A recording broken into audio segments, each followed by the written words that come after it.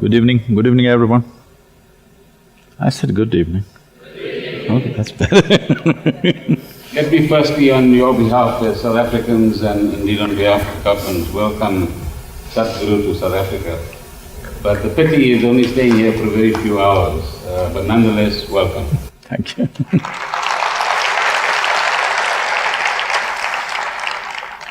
I've seen the people, next time you must show me the lines. We can show you more than the line. It's a privilege to firstly be sitting next to an eminent and learned person such as Sadhguru. So thank you to the Isha Foundation for their very kind invitation to be here this evening. Secondly, June, Sadhguru, is a very momentous month for South Africa. Tomorrow is the 16th of June. And 40 years ago, very brave young school children in today a very well-known township called Soweto stood up for justice, stood up for fairness, and stood up to their right to have education in the language of their choice. It's an event which led to loss of young lives, but it's also an event that was a pivotal moment in our history. Because young people then left South Africa to join political movements like the ANC, which was banned at the time outside the country. Young activists ended up in Robben Island, our famous prison, which I'm sure you've heard of. Yes. Mr. Mandela and others were in prison for many years, and gave life to the struggle for democracy that Mr. Sukla was talking about earlier on as well. The 26th of June is also an interesting day for South Africans. That's the 61st anniversary, if I've got it right, arithmetically. You're the finance minister. Others do the calculation. 61st anniversary of the formulation of the Freedom Charter. The first lines of which say South Africa belongs to all who live in it, black and white.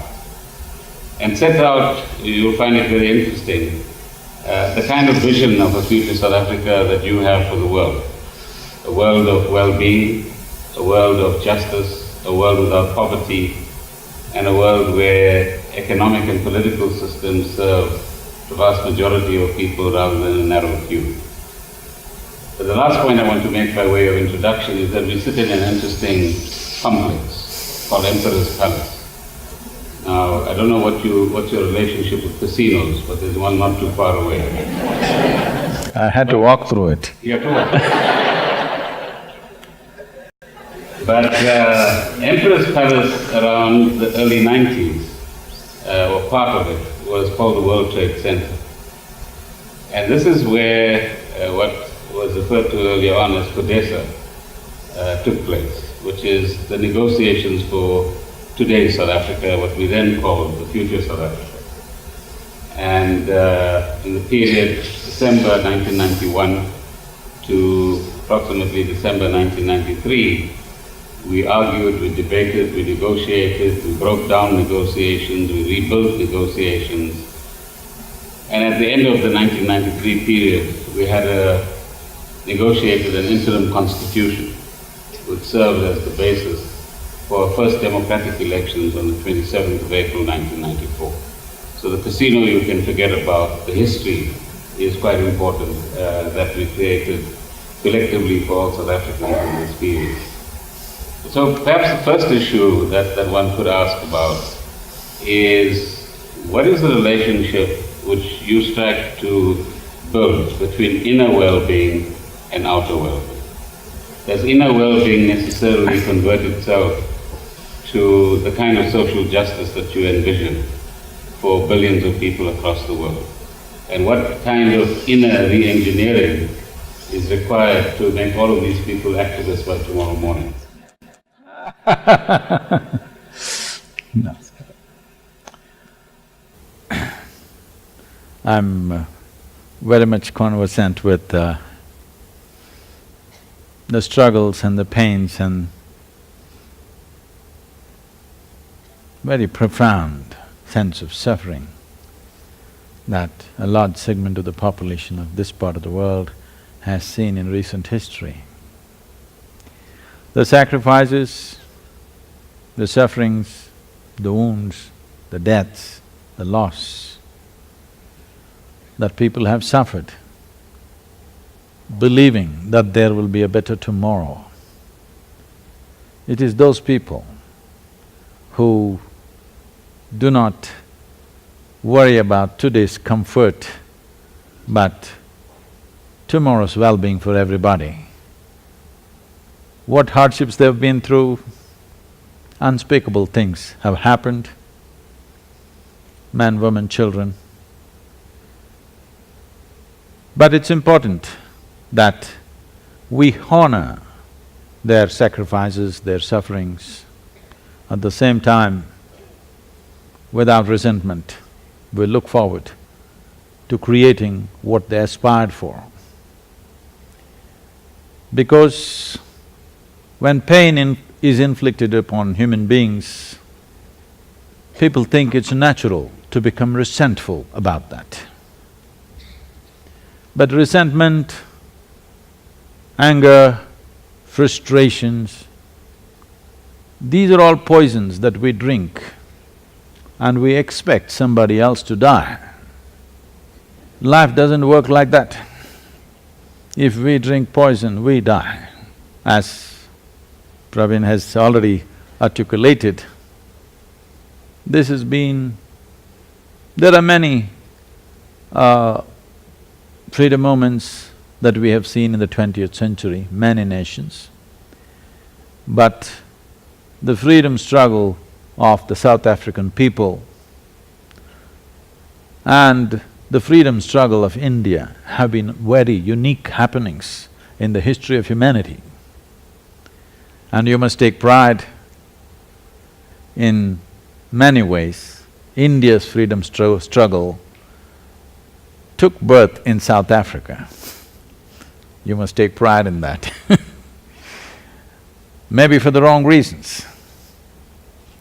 But this is what we need to understand. What the world throws at us is not always in our hands, unfortunately. But whatever it throws at us, what we make out of it is 100% ours. If we do not empower ourselves to be able to do this, then we will be always seeking for an ideal situation. And ideal situations have never existed in any society, ever, believe me. It is just that people who had vision, people who had strength, people who had necessary commitment, those people turned every situation into well-being for the larger well-being of the people. But there never have been ideal situations for any society, any nation at any time. Some have faced harsher situations than others, of course, but still, there is no such thing as ideal situation because in every society, there is a whole lot of people who are whining eternally about what is not okay about it. We have that in South Africa. This is not just about South Africa. As a generation of people on this planet, we are the loudest whiners ever because we got social media. Every whine is heard around the world. Yes. So, bringing in a well-being, how is it important? When external situations are harsh, then people will always ask this question because they will become skeptical, me being peaceful, me being well, how will it translate? We must understand this. Everything that we create is just a manifestation of who we are.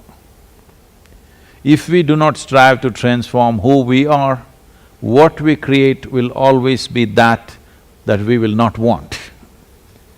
We may go with short-term goals of wanting something, but it will not bring what we want because we have not made ourselves what we want, first of all. If I am not able to manage my mind, How do I manage a society?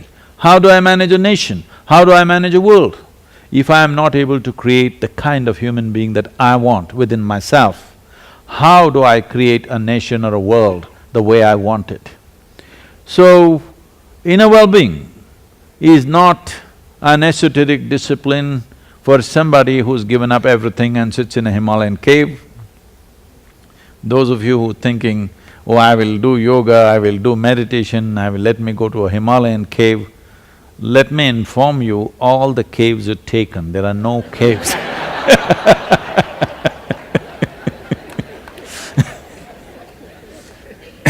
We have many caves in South Africa. No, but it's only in Himalayan cave it happens.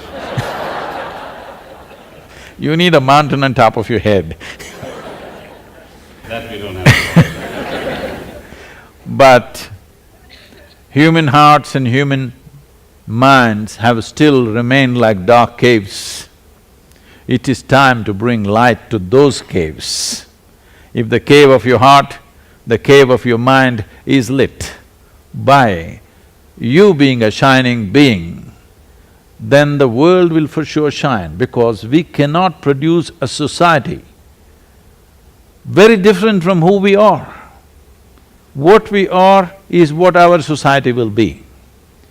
To be able to make inner well-being not an exclusive right of a few people, as external well-being, economic well-being, some time ago was the exclusive right of a few people for which many great men have fought, many great men have sacrificed, many great men probably were snuffed out before they could reach their greatness. Similarly, it is important today that inner well-being becomes a possibility for every human being. In that context, this step, the International Yoga Day, is a very significant step. It is not just for one-day photo-op yoga. The idea is to make sure every human being has tools of self-transformation in their hands. Not these tools for transformation should not be in the hands of a guru or an organization or an authority, but it should be in the hands of every human being, because this is something that you have to use. For a long time, we have handled human well-being with promises elsewhere. It doesn't matter what's happening here, when you go somewhere up there, wherever that is, and because you're in the southern hemisphere, if you look up, obviously you're looking up the wrong way.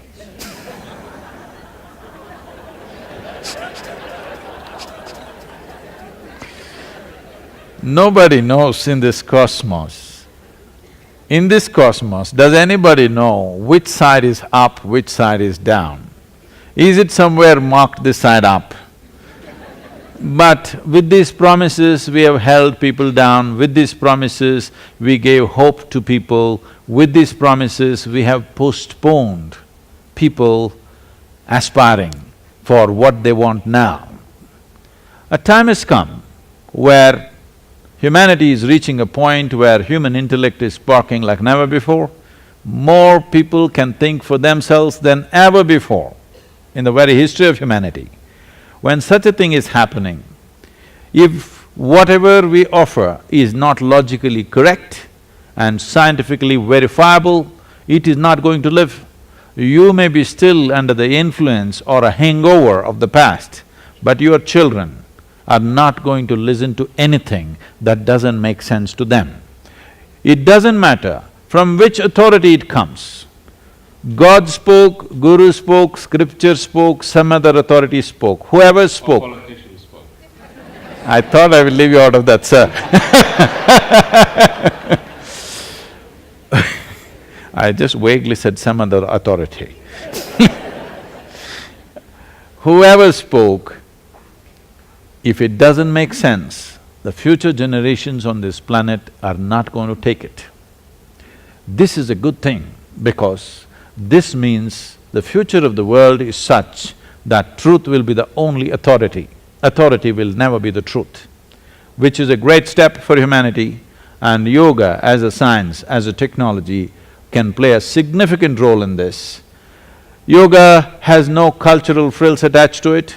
through millennia of transmission, it has acquired cultural frills.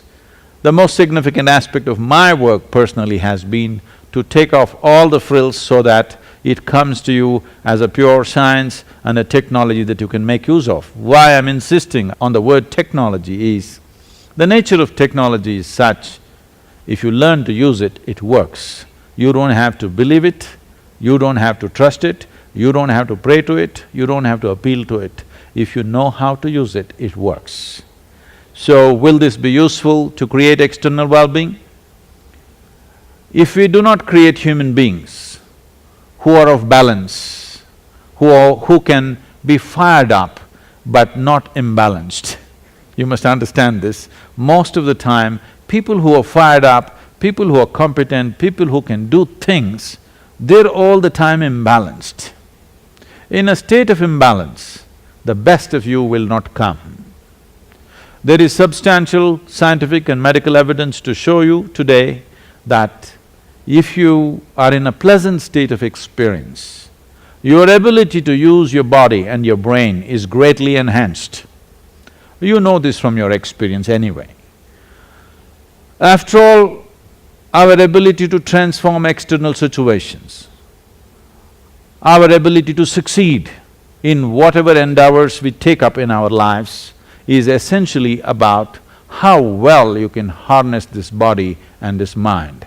And this can be done by a scientific approach to it rather than hoping that it will happen somehow from some other source.